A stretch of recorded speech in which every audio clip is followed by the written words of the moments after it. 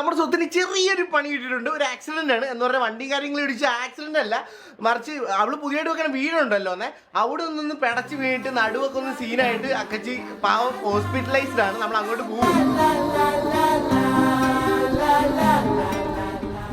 എന്റെ ഗായ്സ് ഇവളെ നോക്കിയേ, ഇവളെ കണ്ടു കഴിഞ്ഞാൽ തോന്നുക നടുവിടിഞ്ഞ് കിടക്കുവാണ്, ഹോസ്പിറ്റലൈസ്ഡ് ആണ്. എന്തൊക്കെ തള്ളായിരുന്നു ഇവളെ കണ്ടിട്ട്, എനിക്കൊന്നും തോന്നുന്നില്ല സത്യം പറഞ്ഞു. ശരിക്കും ഞാൻ ഹോസ്പിറ്റലായിരുന്നു, ഞാൻ കിംസിലായിരുന്നു. കിംസിൽ വർക്ക് ചെയ്യുന്ന ആരെങ്കിലും ഉണ്ടെങ്കിൽ ഇതിന്റെ താഴത്ത് കമന്റ് ശരിക്കും ഉള്ള ആളാന്ന്. നിന്നെ കണ്ടിട്ട് ഒരു സീനില്ല തോന്നണേ.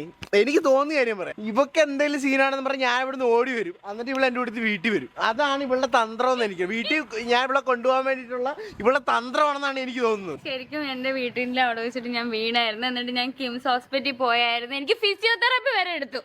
ഞാൻ എന്റെ വീഡിയോ ഒക്കെ എടുത്തിട്ടുണ്ട്. ആർക്കും വിശ്വസിക്കൂല, ഫിസിയോതെറാപ്പി ഇവരെപ്പോഴും പറയുന്നത് എന്നെ കണ്ട വല്ലതും തോന്നുന്നു. നമുക്കിപ്പോ എന്തെങ്കിലും വേദനയാണ് അതാണെന്ന് പറയുമ്പോ ആൾക്കാർ വരുമ്പോ നമ്മള് അയ്യോ ഇങ്ങനെ നമ്മൾ നിക്കൂല. പ്രത്യേകിച്ച് വരുമ്പോ ഞാൻ ലിപ്സ്റ്റിക് എടുത്തിട്ടു. അതെ, നീനൊന്നും കണ്ടിട്ട് എനിക്ക് തോന്നുന്നുള്ളൂ കേട്ടോ. എന്തായാലും എന്നാലും ഈ വീട്ടിൽ വീണെന്നാണ് പറഞ്ഞത്. അപ്പൊ കാണിച്ചു തന്നെ കേട്ടോ എവിടെ വീണെന്ന്. അതുപോലെ തന്നെ ഗൈസ് കുറെ ആൾക്കാർ ചോദിച്ചായിരുന്നു നമ്മുടെ ഫ്രൈഡേ എന്ത്. അതുകൊണ്ട് ഗൈസ് നമ്മളിന്ന് ഫ്രൈഡേയിലാണ് വന്നത്. എങ്ങനെയുണ്ട് ഫ്രൈഡേ? നമ്മുടെ മുത്ത് പൊളിയല്ലേ? എനിക്ക് വീണ്ടും എന്തെങ്കിലുമൊക്കെ സ്റ്റിക്കർ അടിക്കാൻ തോന്നുന്നു ഗൈസ് സൈഡിൽ. എനിക്ക് ഇങ്ങനെ ഈ സ്ഥലം ഇങ്ങനെ കിടന്നിട്ട് കളർ വെച്ചിട്ട് ഇങ്ങനെ പേരൊക്കെ എഴുതിട്ട് നറൂട്ടോ എന്ന് എഴുതണ്ട, ഇതിന്റെ പേര് ഫ്രൈഡേ എന്നാ. എന്തുവാ ഫ്രൈഡേ എന്നുള്ള പേരൊക്കെ എന്ത് ചെയ്യുന്നിട്ട് അതൊക്കെ പറിച്ചു കളഞ്ഞു. അതൊക്കെ ഒരു കാലമായിരുന്നു, എന്റെ ഗോൾഡൻ ഏജ് എനിക്കറിയത്തില്ല. അതാണ് വല്ലപ്പോഴൊക്കെ പണ്ടത്തെ വീഡിയോസ് ഒക്കെ ഇരുന്ന് കാണണ്ടേ. ദിവസം പണ്ടത്തെ എന്റെ ഒരു വീഡിയോ ഇരുന്ന് കണ്ട് സ്വത്തം കണ്ട് ഞെട്ടി. ഇപ്പോഴും അങ്ങനെയൊക്കെ കിടപ്പുണ്ടോ വ്ളോഗിലെന്നൊക്കെ ചോദിച്ചു, അത് കളയെന്നൊക്കെ പറയുന്നതിനോട്. അതല്ല, പൊതുവെ എനിക്ക് ഇങ്ങനത്തെ വീഡിയോസ് കാണുന്നതിനോട് താല്പര്യമില്ല. എങ്ങനത്തെ ആണെന്ന് അറിയാലോ, you know what I mean right? മനസ്സിലായിക്കാണല്ലോ. എവിടെ വീണത്? സത്യം പറ, നീ എവിടെ വീണത്? ചുമ്മാ പറയാന്ന് പറയാ. ഇപ്പൊ ബാത്റൂമിൽ വീണെന്ന് പറയാം. ഇവിടെ ബാത്റൂം പോലും സെറ്റ് ആയിട്ടില്ല. ഇനി ഫ്രണ്ട്സ് വന്നായിരുന്നു, അപ്പൊ അവരുടെ വീട് കാണണമെന്ന് പറഞ്ഞിട്ട് ഞങ്ങൾ ഇങ്ങനെ ഓടി നടന്ന് കാണിക്കുന്നു. അപ്പൊ ഞാൻ കണ്ടോ, ഇതാണ് അതെന്നൊക്കെ പറഞ്ഞു, ഇതാണ് കിച്ചൺ എന്നൊക്കെ പറഞ്ഞു. പിന്നെ എന്റെ ഏറ്റവും സ്പെഷ്യൽ ആയിട്ടുള്ള പ്ലേസ്, അതായത് ബുദ്ധ വെക്കാൻ പോകുന്ന പ്ലേസിൽ ഞാൻ ഇങ്ങനെ ഓടി ചാടി കയറി. ഇനി ഞാൻ വീഴുന്നില്ല എടാ, ഇവിടെ കേറിയതാണോ, ഇവിടുന്ന് അങ്ങോട്ട് തെന്നി മലന്നടിച്ച് ഞാൻ ഇങ്ങനെ വീണ്. അതൊന്നും പറ്റിയില്ലേ? പൊറാണ് ഇടിച്ചത്. എനിക്ക് വേറെ പരിക്കുകളൊന്നും ഇല്ല. ഇവിടെ വീണ ഇതിലോട്ട് ഇങ്ങനെ ചാടി കയറിയത്. അപ്പൊ ഇവിടുന്ന് ഇങ്ങനെ തെന്നി പോയിട്ട് ഇങ്ങോട്ട് നടുപിടിച്ച് വീണു. നിങ്ങൾക്ക് തോന്നുന്നുണ്ടോ ഇത് ഉള്ളതാണ്? ഇങ്ങനെയൊക്കെ വീണ് കഴിഞ്ഞാൽ ഇവിടെ ഇങ്ങനെ നിൽക്കുക? തലയെങ്കിലും പൊട്ടണ്ടാണല്ലോ. തല പൊട്ടില്ല, ഞാനിങ്ങനെ കൈ വെച്ചിട്ട് ഇങ്ങനെ സ്പൈഡർ. ഇത് എന്നെ വിളിച്ചു വരുത്താനുള്ള ഇവിടെ തന്ത്രമാണ്, തന്ത്രം. നിന്നെ ആർക്ക് വേണം? ഫിസിയോതെറാപ്പി എടുക്കുവോ? എന്റെ ഫുട്ടേജ് ഉണ്ടോ? ഉണ്ട്. ഉറപ്പാണ്? ഉറപ്പ്. ഞാനിപ്പോ ഇവളുടെ ഫുട്ടേജ് ഉണ്ടെങ്കിൽ that will be in here in 3, 2, 1. ഷോക്കടിക്കോ? ഷോക്കടിക്കോ? ഇല്ല, വെച്ച് കഴിയുമ്പോ മനസ്സിലാവും. വെക്കോ കേട്ടോ. നേരെ ഇരിക്കുന്നു. ഇപ്പൊ റൈറ്റ് സൈഡിലേക്ക് ആണെങ്കിൽ ബാക്കിലേക്ക് വെക്കുന്നു. ഓക്കെ, എന്നിട്ട് ഓപ്പോസിറ്റ് സൈഡിലേക്ക് നോക്കുന്നു. പതുക്കെ ഒന്ന് ഡൗൺ ചെയ്യുന്നു. ഈ കൈ കൊണ്ട് വേണമെങ്കിൽ ഇവിടെ സപ്പോർട്ട് ചെയ്ത് പിടിക്കാം, കാരണം ഒരു വലിച്ചിൽ വരാൻ വേണ്ടിയിട്ടാണ് കേട്ടോ. ഓക്കെ, വലിച്ചു പിടിച്ച് നന്നായിട്ട്. വലിച്ചിൽ വരുന്നുണ്ടോ? കുഞ്ഞു പോലെ നേരെ ഇരിക്കണേ. വലിച്ചു പിടിച്ച് 1, 2, 3, 4, 5. വെറുതെ കേസ് നമ്മുടെ കൊച്ചിനെ സംശയിച്ച് ആശുപത്രിയിലൊക്കെ പോയായിരുന്നു കേട്ടോ. എന്നാലും എനിക്ക് ചെറിയൊരു ഡൗട്ട് ഇപ്പോഴും ഉണ്ട്. അപ്പൊ സ്വത്തിന്റെ വീട് എന്തായാലും ഇങ്ങനെ നിൽക്കുകയാണ്. ഓൾമോസ്റ്റ് തീരാറായി. വാർപ്പും കാര്യങ്ങളൊക്കെ കഴിഞ്ഞ് ഇനി തേച്ച് ഒന്ന് കുട്ടപ്പനാക്കിയിട്ട് ഇനി ബാക്കി ഇന്റീരിയറിന്റെ പരിപാടിയിലോട്ട് തുടങ്ങാൻ പോവാണ്. ഇന്റീരിയർ എല്ലാം സെറ്റ് ആക്കിയത് ഇല്ല, ഞാൻ ആരോടും കണക്ട് ചെയ്തിട്ടില്ല. ആക്ച്വലി നല്ലൊരു ഇന്റീരിയർ, ലൈറ്റ് ഒക്കെ കുറച്ച് നന്നായിട്ട് ഇപ്പോഴത്തെ ഇതുപോലെയൊക്കെ വെക്കുന്ന ഇന്റീരിയേഴ്സിനെ ഞാനിപ്പോ നോക്കിക്കൊണ്ടിരിക്കുകയാണ്. എസ്റ്റിമേഷൻ ഒക്കെ എടുത്തോണ്ടിരിക്കുകയാണ്. ഞങ്ങൾക്ക് അങ്ങനെ കൺഫേം ആയിട്ടില്ല ഇതുവരെയ്ക്കും. നല്ലപോലെ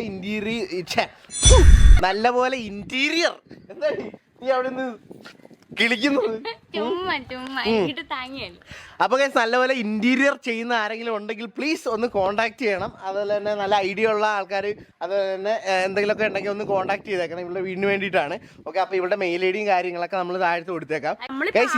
ഇവള് ഇത്ര എത്തിച്ചെന്നേ ഉള്ളൂ, ബാക്കി ഇതിനെ കുറിച്ച് ഒരു ഐഡിയ ഇല്ല. ആദ്യമായിട്ടാണ് വീട് വെക്കുന്നത് തന്നെ. ആദ്യമായിട്ടാണ് വെക്കുന്ന, നമുക്ക് ഇതൊന്നും അറിയത്തില്ല. ഇനി അടുത്ത് എന്താണ് ഇപ്പൊ ഞാൻ തന്നെ ഇങ്ങനെ കണ്ടുപിടിച്ച് ChatGPT-യോടൊക്കെ ചോദിക്കണം അടുത്ത് എന്താണ് വീട് വെക്കുന്നത് എന്നൊക്കെ. അപ്പൊ ഇനി ഇന്റീരിയർ ആണെന്ന് മാത്രം അറിയാം. അപ്പൊ ഇന്റീരിയർ ഉള്ള ഡിസൈൻ എനിക്ക് അറിയത്തില്ല, അതിന്റെ തീം എനിക്ക് അറിയത്തില്ല, ഒന്നും അറിയത്തില്ല. അപ്പൊ ഇനി അത് ചെയ്യാനായിട്ട് കുറച്ച് ഐഡിയാസ് ഉള്ള ആൾക്കാരൊക്കെ ഒന്ന് കണക്ട് ചെയ്ത് അടിപൊളിയായിരിക്കും. ഈ കാര്യത്തിൽ എനിക്ക് എന്തായാലും എന്റെ സ്വത്തിനെ ഭയങ്കര പ്രൗഡാണ്. കാരണം എന്തായാലും ഈ ഒരു പ്രായത്തിൽ ഇവള് സ്വന്തമായിട്ട് വീട് ഇത്രയെങ്കിലും പണിത് എത്തിച്ചതിൽ ഭയങ്കര പ്രൗഡാണ്. സ്വത്തു അത് വിഷയമാണ് കേട്ടാ. എന്ന് പറഞ്ഞാൽ കില്ലറാ നീ, സത്യമായിട്ടും അത് അടിപൊളി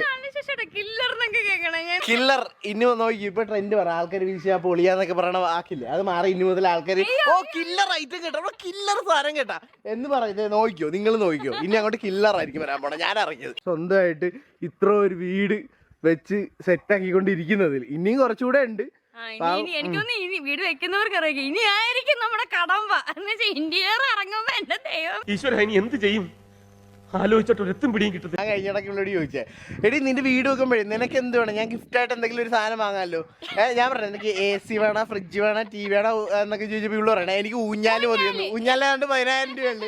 AC 4 എത്ര രൂപ നിങ്ങളൊന്ന് കാൽക്കുലേറ്റ് ചെയ്ത്. അല്ല വീടിനകത്ത് ഡെക്കറേറ്റ് ചെയ്യാൻ പറ്റിയ നല്ല സാധനങ്ങൾ അല്ലെങ്കിൽ നല്ല സ്പോട്ടുകൾ അല്ലെങ്കിൽ നല്ല ഒരു ഐറ്റംസ് ഒക്കെ ഉണ്ടെങ്കിൽ അതൊക്കെ കോണ്ടാക്ട് അതന്നെ പ്രൊമോഷൻ തന്നേക്കാം അങ്ങ്. ഇനി അങ്ങോട്ടുള്ള വീടിന്റെ ഡെവലപ്മെന്റ്സും അതേപോലെ അപ്ഡേറ്റ്സും ഒക്കെ ഞാൻ എന്റെ ഫേസ്ബുക്ക് പേജിലൂടെ അറിയിക്കുന്നതാണ്. കാരണം ഞാൻ ഒരു ഫേസ്ബുക്ക് പേജ് തുടങ്ങിയായിരുന്നു, കുറെ ആൾക്കാർ അതിൽ പറഞ്ഞായിരുന്നു. തള്ളവൈബ് ഫേസ്ബുക്ക് തുടങ്ങിയിരിക്കുന്നു ഇപ്പൊ. തള്ളവൈബ് ഇല്ല ഫേസ്ബുക്കിലും കുറച്ച് ആൾക്കാരൊക്കെ ഉണ്ട് ഇങ്ങനത്തെ വീട്. അതാ തള്ളവൈബ്, തന്തവൈബും തള്ളവൈബ്, അതാണ് ഫേസ്ബുക്ക്. അങ്ങനെയൊന്നുമില്ല, ഫേസ്ബുക്കിലുള്ള ആൾക്കാർക്ക് ഒക്കെ കുറെയൊക്കെ പ്രായമായിട്ടുള്ള ആൾക്കാരൊക്കെ ആയിരിക്കും, എന്റെ വീടൊക്കെ അവർക്ക് കുറച്ച് ഐഡിയാസുകൾ കാണും. എനിക്ക് പേഴ്സണലി തോന്നിയാട്ടാ, ആരെങ്കിലും കുറ്റമൊന്നും പറയല്ലേ. നമ്മളിപ്പോ ഇപ്പൊ ഇൻസ്റ്റ ഇപ്പൊ ഇൻസ്റ്റ ഇപ്പൊ ഒരു അങ്ങനെയല്ലേ, ഇൻസ്റ്റയ്ക്ക് ഇപ്പൊ ഒരു സോഫ്റ്റ് ഫോണായി മാറിക്കൊണ്ടിരിക്കും. ഫേസ്ബുക്കിലുള്ള ആൾക്കാരുണ്ടല്ലോ കുറെ തന്തയുമാണ്, കച്ചറ തെറിയും അതുപോലെ തന്നെ വൃത്തികെട്ട വാക്കുകളുടെ അഭിഷേകം എന്ന് പറഞ്ഞ ഒരു സംസ്കാരം ഇല്ലാത്ത ആൾക്കാരെ കൂടുതലൊന്നും എനിക്ക് ഫീൽ ചെയ്ത കേട്ടാ. എന്താന്നറിയില്ല, ഒരാൾക്ക് നല്ല കാര്യം വരുന്നു എന്നറിയുമ്പോ നെഞ്ചിന്റെ ഇവിടെ ഒരു വിങ്ങല. ഞാൻ ഫേസ്ബുക്ക് ഇപ്പൊ തുടങ്ങിയതേ ഉള്ളൂ, അതും പേജ്. അത് ഞാൻ എന്തെങ്കിലും ലൈഫ് സ്റ്റൈൽ എനിക്ക് യൂട്യൂബിലൊക്കെ ഇടാന്ന് പറയുമ്പോ എനിക്ക് നല്ല ആൾക്കാരും ഒക്കെ ഉണ്ട് കേട്ടോ. എന്നാലും പൂരം ഒരു 80% ആൾക്കാർ കച്ചറകളാന്ന് ഞാൻ പറയത്തുള്ളൂ. ആ സത്യം. എനിക്ക് നിങ്ങൾ തന്നെ ഒരു പോസ്റ്റ് എടുത്തിട്ട് താഴത്ത് കമന്റ് നോക്കി. എനിക്ക് ഫേസ്ബുക്ക് ഉണ്ടോ? എനിക്കുണ്ട്, ഞാൻ പണ്ട് തുടങ്ങിയതാ. അയ്യോ അതാ പറഞ്ഞ എടി നീ ഇപ്പൊ തുടങ്ങുന്നു, ഞാനിത് പണ്ടേ തുടങ്ങിയതാ. നമ്മളിതൊക്കെ പണ്ടായിട്ട് സീനാ. ഞാൻ നേരെ സ്വത്തിന് വീട്ടിൽ കൊണ്ടുപോകാൻ അത് തന്നെ. വീട്ടിൽ നല്ല ബെഡുണ്ട്, അവിടെ നിന്റെ നടുവേനെല്ലാം മാറുന്നതാണ്. ഓക്കെ, അപ്പൊ വീട്ടിലോട്ട് പോവാൻ 3, 2, 1 ബൂം.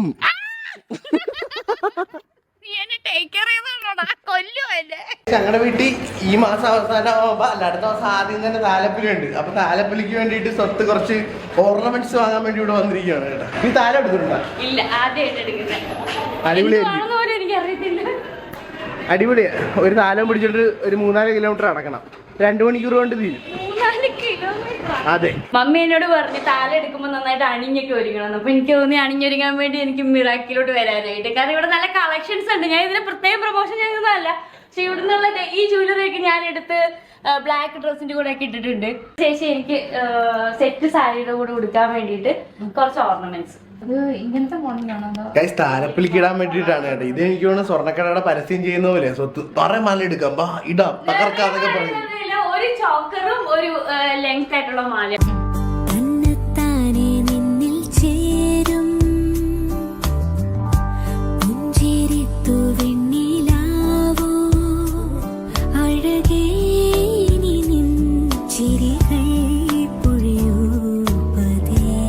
ഇത് കൊള്ളാം കേട്ടോ എടി. ഇത് നല്ല രസമുണ്ട് കാണാൻ. ഇത് അടിപൊളി. സാരിയുടെ കൂടുതൽ അടിപൊളി ഇരിക്കും. ഇത്തിരി കൂടുതലാണ്, എന്നാലും കുഴപ്പമില്ല. അതും കൂടി ഇട്ട് നോക്കി, ഇതും കൂടി ഇട്ട് സ്വത്ത് നീ ഒരു മഹാലക്ഷ്മിനെ പോലെ ഇരിക്കോ. കാമാൻ. അങ്ങനെ കുറെ മണിക്കൂറത്തെ തിരച്ചിലിന് ശേഷം സ്വത്തൊരെണ്ണം സെലക്ട് ചെയ്തിട്ടുണ്ട്. അതെന്തായാലും നമ്മുടെ താലപ്പൊലി ദിവസം ഞാൻ നിങ്ങളെ കാണിച്ചു തരുന്നതാണ് കേട്ടോ.